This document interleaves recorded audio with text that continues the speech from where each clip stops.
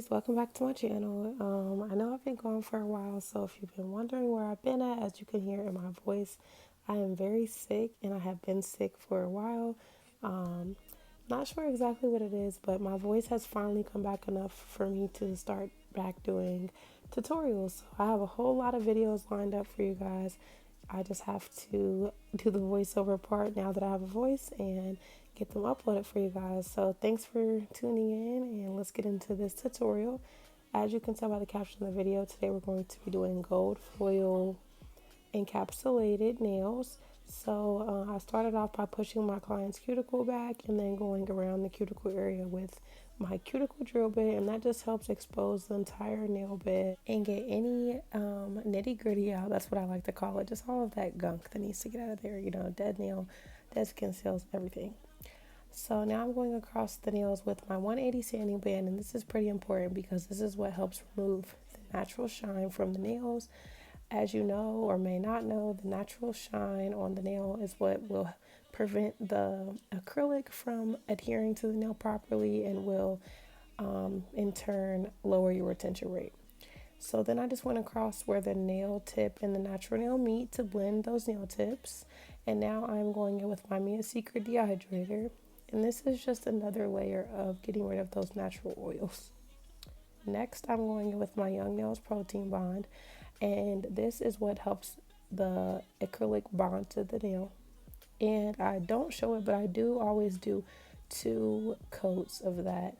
You don't have to, you can just stick with the 1, but I feel like 2 has always given me the better retention rates as far as any, popping off or anything like that. I don't really have that as an issue with my sets. So it's recommended, but it's not mandatory. So we are going in, I think I'm using Mia Secret Cover Nude Blush or something like that. For my base, and you don't want to put too much acrylic. It's been a while since I've done a set like this, so for the pinky, I kind of used a little bit more acrylic than what I would recommend. So I used 2 beads, and as you can see, the nail was already built up perfectly. But mind you, this is a error that a lot of people make when doing encapsulation, that you still have to encapsulate. So that's going to be another layer of acrylic over top. So I say all this to say, when you're doing something like this, in this case, like I said, I already had used too much acrylic. Since I hadn't done this in a while, I kind of forgot. I mean, we may do. Her nail didn't look fat or anything, but just you want to be mindful that you do have to still encapsulate it. So I always, and you'll see in the rest of the video, that I use a thin layer of the nude, and then I go ahead and I'm going in and doing I'm placing the gold foil. Now the look that she wants is kind of like a French tip, kind of, but not like a French. It's just going to be like an outline of the nail in the gold foil. And so I have a few different techniques as to how I place the gold foil. One, you can just wipe your acrylic on the nail with your brush to kind of make it a little wet and give it like a tacky layer. And then you can go in while your brush is still a little damp and just pick those gold foils up and place them on the nail. I will say, if you do it that way, you do have to kind of be careful, because when you go to put the clear acrylic over top, sometimes as you brush it down, it can move it. And then that kind of is a little issue, because now it's misplaced. But although the whatever you're encapsulating may be misplaced, the acrylic is still there. So now you run into an issue of how you're going to put that back and make it look uniform with the rest without not encapsulating it or making it too obvious that you had to move it. So that is a way that you can do it. Another way that I do it most of the time, that I think is super easy, when I go to pick the gold foil up, I get a very small bead of clear acrylic, just literally a dab, not even a bead. I wouldn't even consider it a bead. That's how small it is. But just enough to pick up the gold foil, and then when you place it, you have that little bit of acrylic that was on there, so it'll kind of dry it and hold it in place enough to where when you do go back in and encapsulate the entire nail,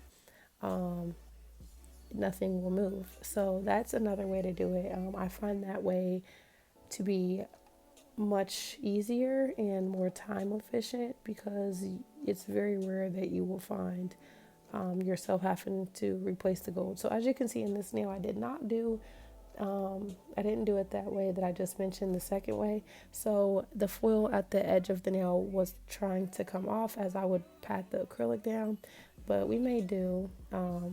And again, now you see what I mean when I say we still have to encapsulate it. So now I'm going back in with two beads. Now, mind you, you can just use one as long as everything is encapsulated completely and your nail is built up as much as it should be.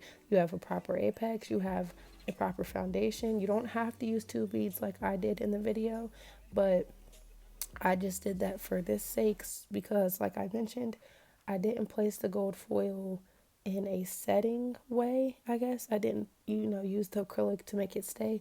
So I wanted to be kind of careful and just work my way up. That way I didn't move any of the gold foil. And if I did move it, that way I didn't move it as much. So yeah, that's pretty simple. As you can tell, it looks good already. Of course, once you put the top coat on, it's going to really be shining. I can't wait for you guys to see the finished result. But this is a better example of what I mean when I say use a thinner bead. So I just started with one bead and I placed it right above where the natural nail and nail tip meet. And I went ahead and brushed it down. And then I just lightly pushed it up towards the cuticle area just to make sure that everything was nice and filled in. If you feel like you want to add a little bit more of the nude, feel free. You just don't want to add too much because, like I said, again, when you go to put the clear acrylic over top, you don't want the nail to be too bulky and you don't want it to be too fat because it's going to result in you just having to file it all off, or you leave it and now your client has big clacky nails, which we don't ever want. So this design is actually pretty simple. It is tedious and it is time consuming, especially if you're a perfectionist like me. I have to have all the right size foil. I have to have everything matching, everything lined up the right way. So it is a little tedious, but on the bright side, you're doing most of your design now. So after you get the acrylic done, you really just have to file, reshape, buff, whatever, and put the top coat on. So it does save you a lot of time in that aspect. So you can kind of look at it as, although it might be taking a long time during the acrylic application, at least once you're done with the acrylic application, that's the design. Of course, unless, you go in and add more. But so as you can see, back to the tutorial, I get to run my mouth. You guys know that if you are a regular viewer. But as you can see now, I am using those small beads of clear acrylic to kind of place the foil down. And you want to make sure that your pieces aren't too big because then you have to use more clear acrylic to encapsulate it. I guess a better way to say that is it'll just be a little bit harder to encapsulate. Like you'll have to use more product, which you don't want to, like I said, again, you don't want to use too much because you don't want it to be bulky. So you just want to make sure that the pieces that you're using aren't too big, but they're, big enough to see, but small enough to easily be encapsulated. And as you guys can see, me getting the clear bead of acrylic, I don't know if you can see it on camera. I don't think you can, but I'm just quickly, picking up a little something and putting it down. But as you can see, it's working way better. It's just everything staying right into place. I'm not having to, you know, move anything or force anything to stay down. It's working pretty well. And then you'll see when I go to put the layer of clear on, everything stays nice and put.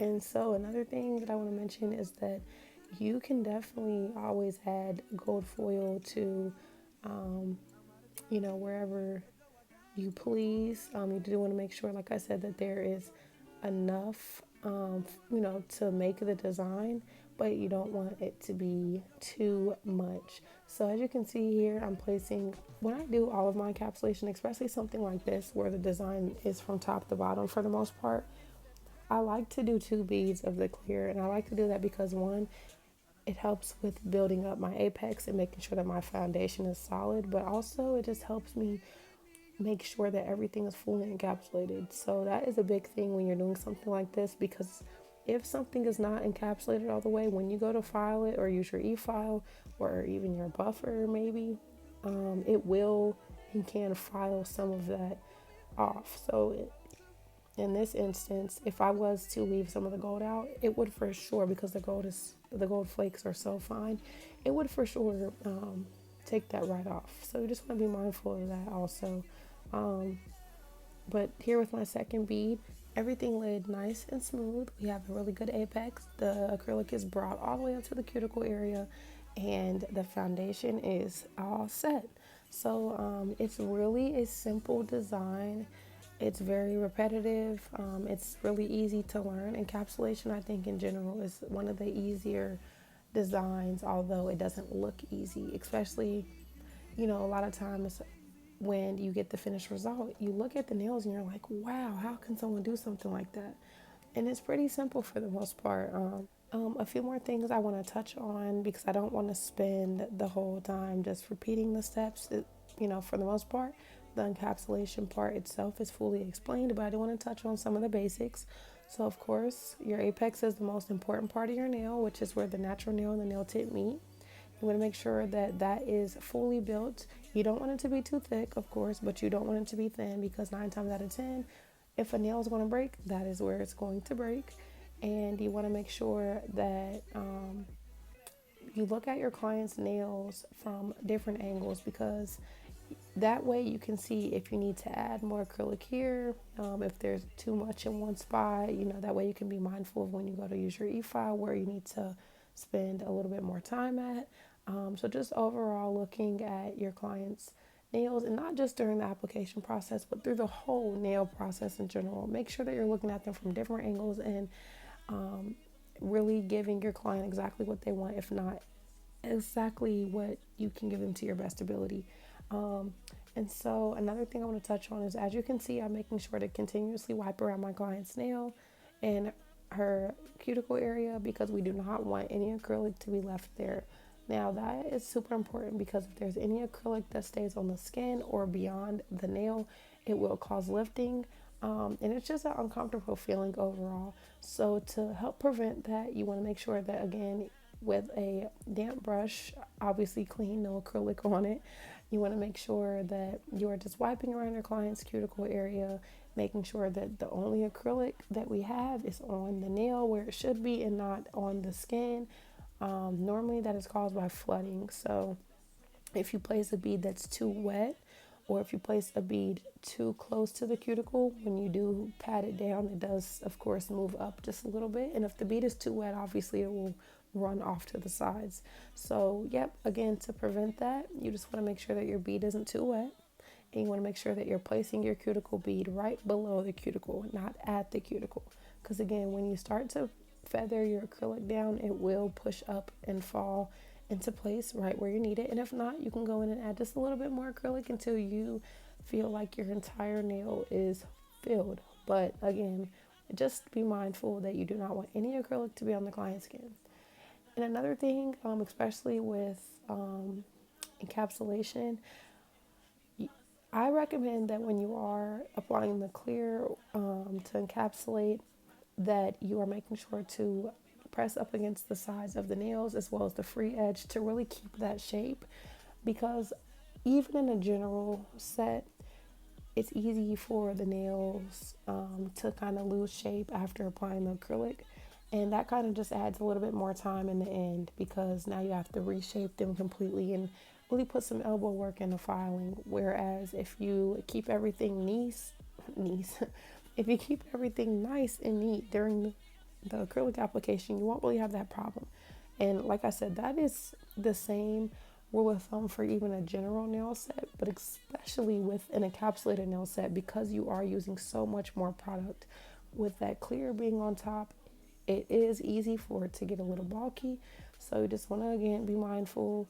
The cleaner you work and the neater that you work during your acrylic application, the less work you have to do in the end. And not that it's about rushing, But you do want to be mindful of the amount of time that you're spending and taking on each client because, one, you don't want clients to have to sit there all day. And two, even for your own business, you want to make sure that you're, utilizing your time effectively because, the less time that you spend on the set, as long as it's good quality, of course, the more clients that you'll bring in, and that's more money for you.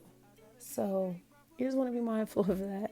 Um, so yeah, I pretty much touched on everything that I want to touch on as far as the acrylic application part goes for the encapsulation. So I'm going to let the video just play out and then I will pick back up once we are done with all of the acrylic application and we begin to get to the filing. So yeah.